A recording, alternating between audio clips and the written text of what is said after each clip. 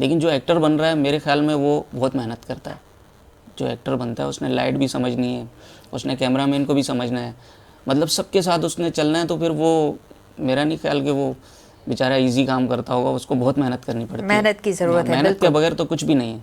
बिल्कुल सही कहा आपने। शायद साहब, फोटोग्राफी आपकी नज़र में क्या है?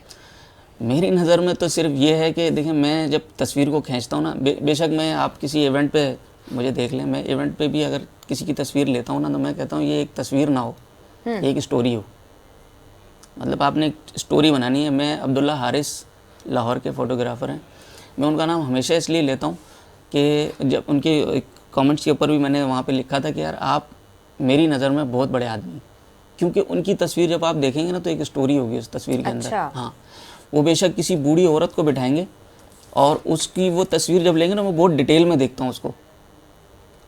वैसे तो आप यहाँ गिनती में देखें तो हर मोहल्ले में एक फ़ोटोग्राफ़र बैठा हुआ है। जी जी, ठीक है, हर मोहल्ले में एक्टर बैठा हुआ है, हर घर के अंदर से आपको एक सिंगर मिलेगा।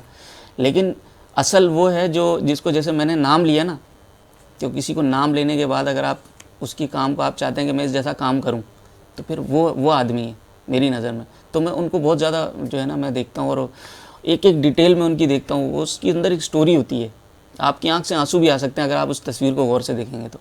वाह। हाँ, तो मेरी नज़र में, और फिर मैं उसको फॉलो करते हुए मैं ख़ुद भी इसी तरह के काम करना चाहता हूँ कि यार अगर आप तस्वीर ले रहे हैं तो वो सिर्फ एक इमेज ना हो, वो एक स्टोरी हो।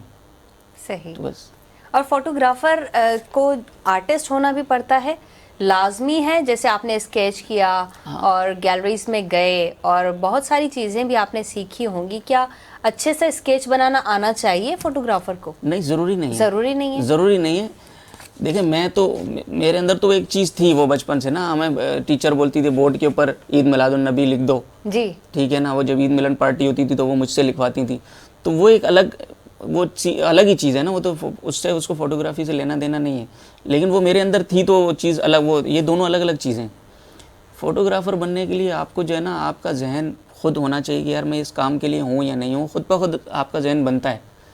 नॉर्मल बंदा भी आजकल आप देख लें, हर लड़के को फोटोग्राफ, इवेंट्स के अंदर मैं जाता हूँ, लोगों ने 9-9 10-10 लाख रुपए के कैमरे लिए हैं, लेकिन उनको कुछ पता नहीं है तस्वीर लेने के बारे में ना।